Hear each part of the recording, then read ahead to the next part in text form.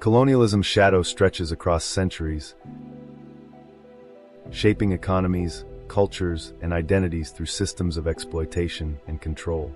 Its impacts, both overt and subtle, continue to reverberate in our world today, from corporate greed to cultural erasure.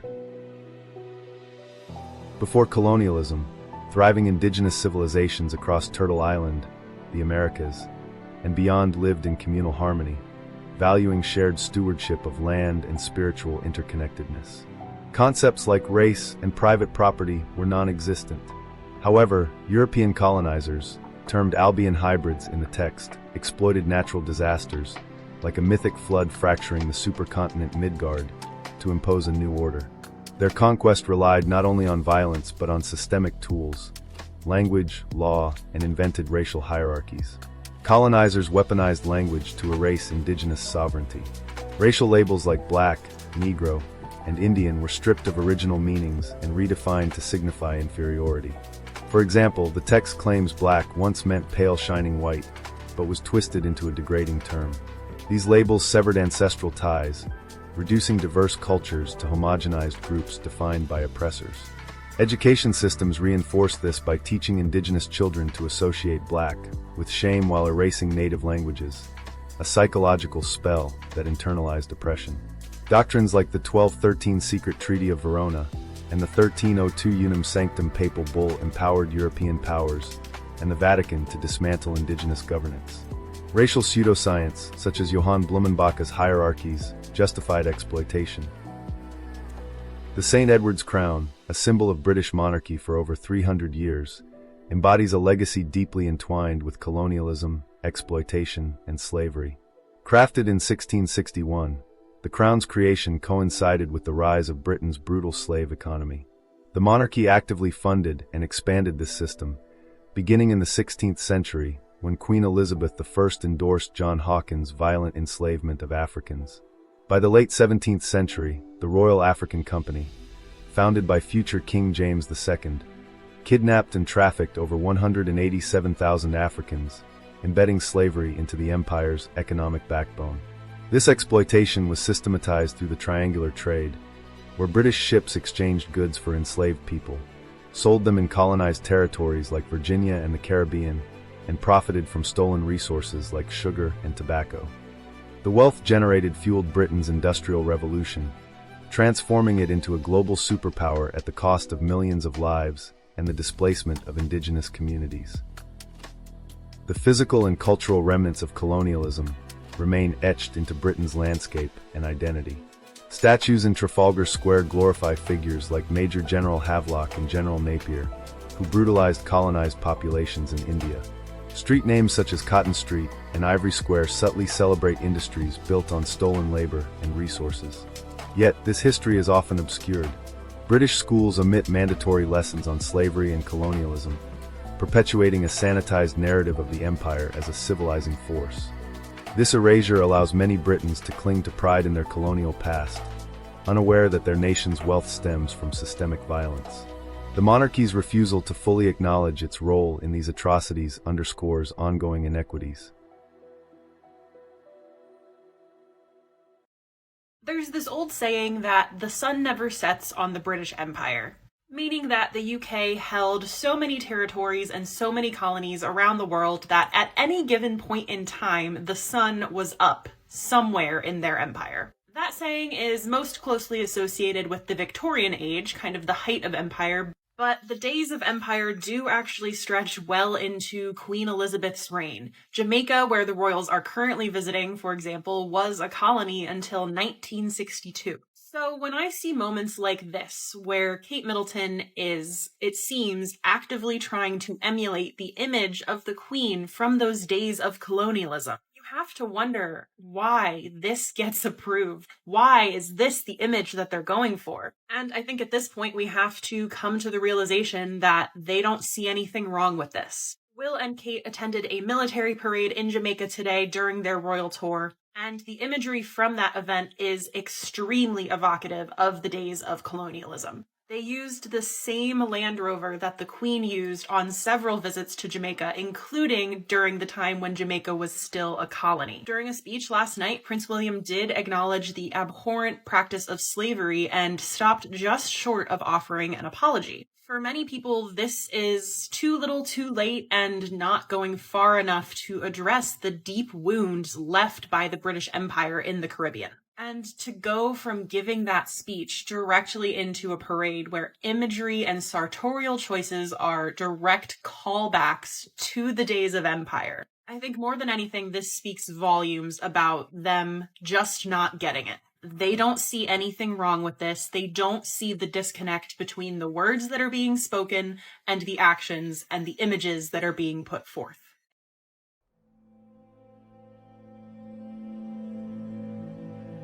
In 2023, the discovery of a 1689 document directly linking the royals to slave trade profits forced King Charles III to support research into the crown's colonial ties, a small step toward accountability. Meanwhile, descendants of enslaved and colonized people globally continue to grapple with inherited trauma, economic marginalization, and demands for justice. Colonialism isn't confined to the historical conquest of nations. It also manifests in the actions of corporations that seize resources, exploit communities, and prioritize profit over people and ecosystems. Much like colonial powers, companies often enter regions, extract wealth, and leave lasting damage to both the land and its inhabitants. The story of Domino Sugar, once the world's largest sugar refinery, exemplifies this modern colonialism. Its transformation from a site of industrial exploitation to a luxury development mirrors a pattern of erasing history to serve corporate interests, while its legacy highlights how unchecked greed can devastate workers, environments, and societies. At its peak, Domino Sugar refined 1/8 of the world's sugar, but its dominance was fueled by ruthless practices. Under the Havmeyer brothers' control, the refinery became a hub of exploitation. Workers toiled in sweltering conditions, many suffering severe injuries without compensation, all while earning poverty-level wages that starkly contrasted with the Havmeyers' ballooning fortunes. Beyond human suffering, the refinery's operations left ecological scars. Pollution from the facility and its industrial allies, such as Standard Oil, seeped into areas like Newtown Creek, where toxic legacies may still contribute to elevated cancer rates in surrounding communities. The Havmeyers' greed extended to systemic corruption. They evaded tariffs, stole municipal water to cut costs, and shrouded their operations in secrecy, systematically prioritizing profit over ethics, legality, and the well-being of both people and planet. Today, the refinery's facade remains, but its interior, a symbol of labor struggles and environmental harm, is being erased. The site now houses upscale condos and offices, a transformation critics call historical amnesia. This erasure risks repeating past mistakes, as modern corporations like Amazon replicate Domino's playbook, avoiding taxes, underpaying workers, and displacing local businesses. McDonald's, a powerful entity that controls vast economic resources in countries like Guatemala. This cuisine colonialism functions as a means of seizing both cultural and material resources from the global south, while reinforcing the power dynamics established during historical colonial periods. Through pricing, supply chains, and branding, McDonald's exerts influence over local markets, tapping into and redirecting valuable resources, often at the expense of local communities and economies. The modern-day impact of McDonald's in Guatemala cannot be divorced from the country's history of U.S. intervention and exploitation. In 1954, the United States orchestrated a coup against Guatemala's democratically elected president, Jacobo Arbenz, largely due to the interests of the United Fruit Company. This company, a major U.S. corporation, had significant economic control over Guatemalan resources, particularly its agricultural exports. The coup and the subsequent years of political instability were driven by the desire to maintain control over the country's valuable land and resources. Similarly, McDonald's, like the United Fruit Company before it, taps into Guatemala's resources, its labor, land, and agricultural products, while offering minimal economic benefits to the broader population. The fast food chain sources much of its raw material locally, but the profits from these operations are exported to U.S.-based headquarters, leaving Guatemala's workers and farmers with little return.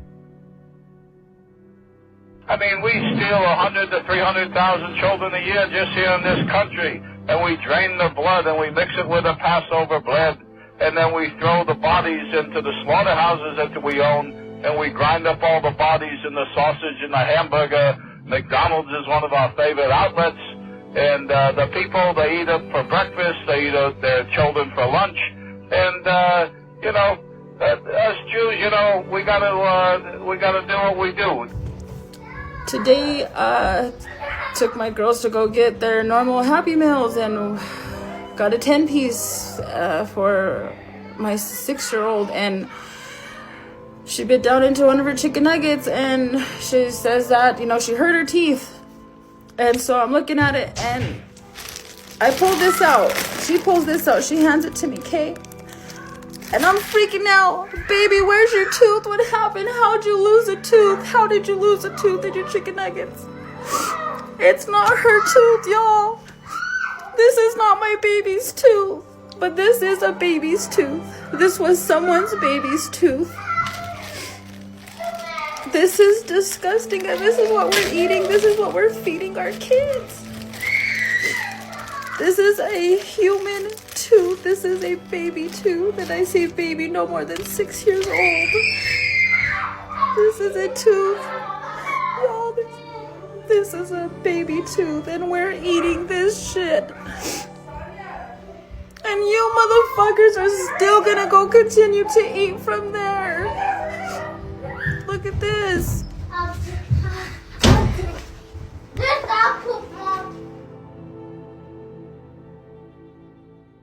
Brazil is inextricably tied to its colonial past. From 1500 to 1822, Portuguese colonization fundamentally shaped Brazil's identity. This era began with Pedro Álvares Cabral's arrival in 1500, when the Portuguese crown claimed the land. The Portuguese quickly capitalized on Brazil's natural wealth, establishing sugar-cane plantations as the colony's economic backbone. These sprawling estates relied on forced labor, first targeting indigenous populations. However, disease, violence, and brutal working conditions decimated native communities, prompting colonists to forcibly transport millions of enslaved Africans across the Atlantic. This shift not only fueled economic growth, but also laid the groundwork for a deeply stratified society. By the 18th century, gold and diamond rushes further entrenched Portugal's grip, drawing settlers inland and intensifying resource extraction. Yet this wealth came at a steep price. Environmental degradation, rampant inequality, and the systemic dehumanization of enslaved and indigenous peoples. British colonialism was responsible for more than 100 million deaths in India. That is according to a new academic study by mainstream Western scholars, when India was colonized by the British Empire, and that is just in 40 years. China has been busy with its own agenda, taking over the world. In the space of just 15 years, for example, the Chinese have succeeded in recolonizing the entire continent of Africa. Didn't think that could happen? Well, it is happening. In Africa, China now calls the shots and takes the natural resources for itself. Period. As of tonight, there is only one remaining African country that dares to recognize Taiwan, and it happens to be among the smallest countries in Africa, Swaziland. Everyone else on the continent obeys Beijing. But wait a second. How can this be happening? Isn't colonialism racist and bad? Yes, it is. And no one's worse and more racist than the Chinese. Go on Chinese social media sometime and see how they describe the Africans they've subjugated. It's horrifying. So why isn't the New York Times writing stories about any of this? You know why. Because the New York Times is on China's side. That's why they all but ignore the brutal Chinese colonization of Latin America, which is also in full swing right now. Colonialism violates everything the New York Times once claimed to believe in, but that's okay because they never really believed any of it anyway. It was always about power. The course of human history has been profoundly shaped by the violent imposition of power, resource extraction, and cultural erasure that defined colonialism. Yet, it is worth considering how the world today might have been far richer, culturally, economically, and technologically, had nations prioritized collaboration over conquest. Colonialism, driven by greed and a belief in hierarchical superiority, fractured societies, stifled indigenous innovation, and entrenched systemic inequalities that persist to this day. Imagine instead a world where colonial powers approached foreign lands not as territories to dominate, but as partners to engage with. By sharing knowledge, resources, and labor equitably, societies could have combined their strengths.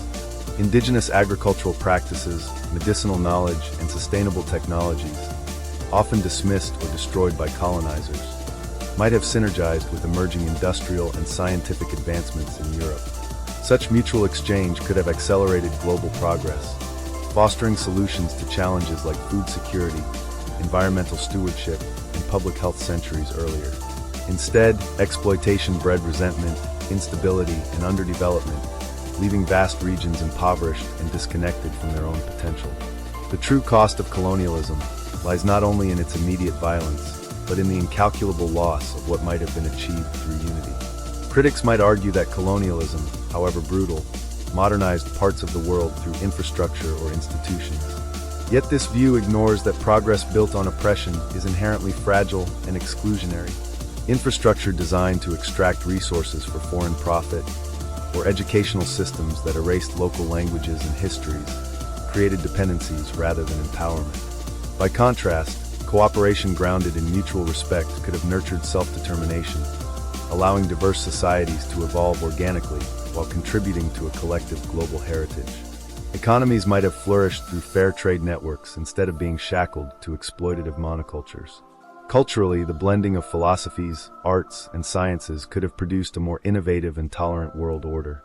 The enduring legacies of colonialism, racial hierarchies, geopolitical tensions, and ecological degradation underscore the limitations of dominance as a path to prosperity. In prioritizing collaboration, humanity would not only have avoided immeasurable suffering, but potentially unlocked a shared greatness that our fragmented present can only aspire to reclaim.